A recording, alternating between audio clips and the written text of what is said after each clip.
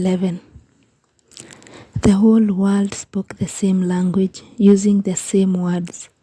While men were migrating in east, they came upon a valley in the land of Shinar and settled there. They said to one another, "Come, let us mold bricks and harden them with fire." They used bricks for stone and bitumen for mortar. Then they said, "Come, let us build ourselves a city and a tower with its top in the sky, and so make a name for ourselves, otherwise we shall be scattered all over the earth." The Lord came down to see the city and the tower that the men had built. Then the Lord said, "If now, while they are one people, all speaking the same language, they have started to do this, nothing will later stop them from doing whatever they presume to do. Let us then go down and there confuse their language, so that one will not understand what another says." Thus the Lord scattered them from there all over the earth, and they stopped building the city. That is why it was called Babel, because there the Lord confused the speech of all the world. It was from that place that he scattered them all over the earth. This is the record of the descendants of Shem. When Shem was 100 years old, he became the father of Arpachshad, 2 years after the flood. Shem lived 500 years after the birth of Arpachshad, and he had other sons and daughters. When Arpachshad was 35 years old, he became the father of Shelah. Arpachshad lived 403 years after the birth of Shelah, and he had other sons and daughters. When Shelah was 30 years old, he became the father of Eber. Shelah lived 403 years after the birth of Eber, and he had other sons and daughters. When Eber was 34 years old, he became the father of Peleg. Eber lived 430 years after the birth of Peleg, and he had other sons and daughters. When Peleg was 30 years old, he became the father of Reu. Peleg lived 209 years after the birth of Reu, and he had other sons and daughters. When Reu was 32 years old, he became the father of Serug. Reu lived 207 years after the birth of Serug, and he had other sons and daughters. When Serug was 30 years old, he became the father of Nahor. Serug lived 200 years after the birth of Nahor, and he had other sons and daughters. When Nahor was 29 years old, he became the father of Terah. Nahor lived 119 years after the birth of Terah, and he had other sons and daughters. When Terah was 70 years old, he became the father of Abraham, Nahor, and Haran. This is the record of the descendants of Terah. Terah became the father of Abraham, Nahor, and Haran. And Haran became the father of Lot. Haran died before his father Terah in his native land in Ur of the Chaldeans. Abraham and Nahor took wives. The name of Abraham's wife was Sarai, and the name of Nahor's wife was Milcah, daughter of Haran, the father of Milcah and Iscah.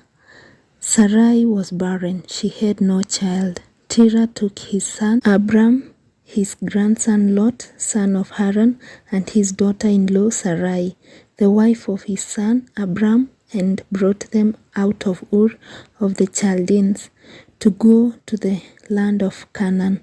But when they reached Haran, they settled there. The lifetime of Terah was 205 years.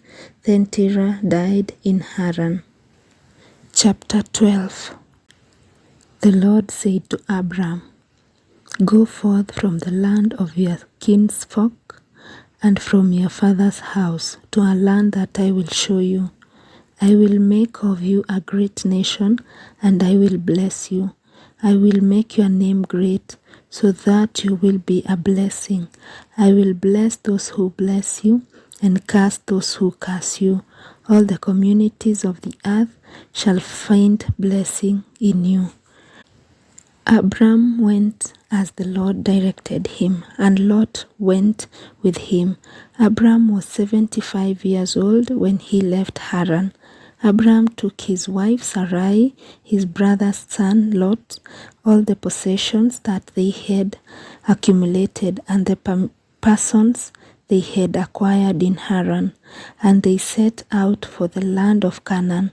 When they came to the land of Canaan, Abram passed through the land as far as the sacred place at Shechem, by the terebinth of Moreh. The Canaanites were then in the land. The Lord appeared to Abram and said to your descendants I will give this land.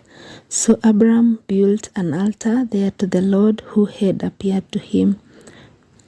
From there he moved on to the hill country east of Bethel, pitching his tent with Bethel to the west and Ai to the east. He built an altar there to the Lord and invoked the Lord by name. Then Abram journeyed on the stages to the Negeb. There was a famine in the land, so Abram went down to Egypt to sojourn there, since the famine in the land was severe. When he was about to enter Egypt, he said to his wife Sarai, I know well how beautiful a woman you are. When the Egyptians see you, they will say, she is his wife. Then they will kill me, but let you live. Please say, therefore, that you are my sister, so that it may go well with me on your account, and my life may be spared for your sake. When Abram came to Egypt, the Egyptians saw how beautiful the woman was, and when Pharaoh's courtiers saw her, they praised her to Pharaoh.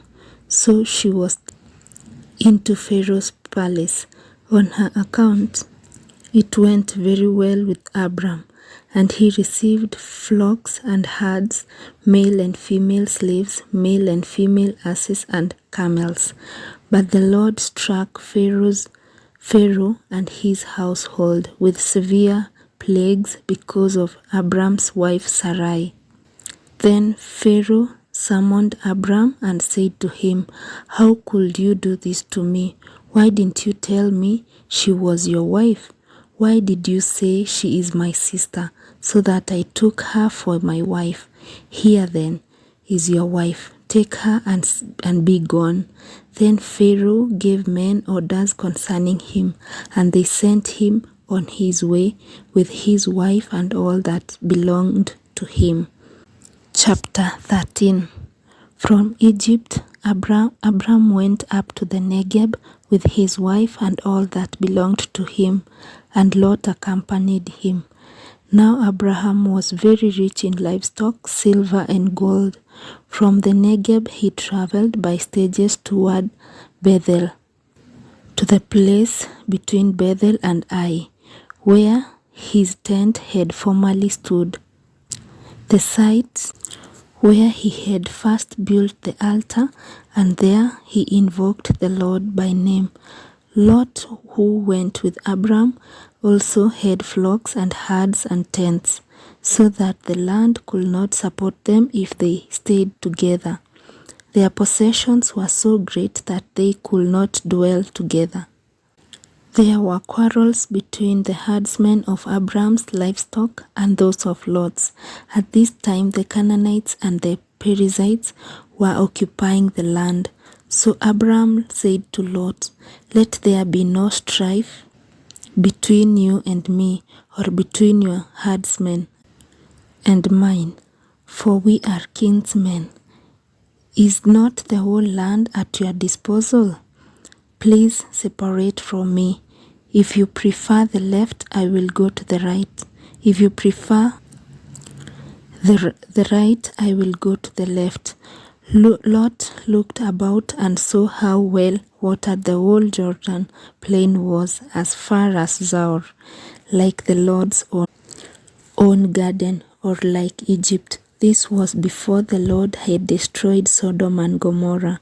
Lot therefore chose for himself the whole Jordan plain and set out eastward. Thus they separated from each other.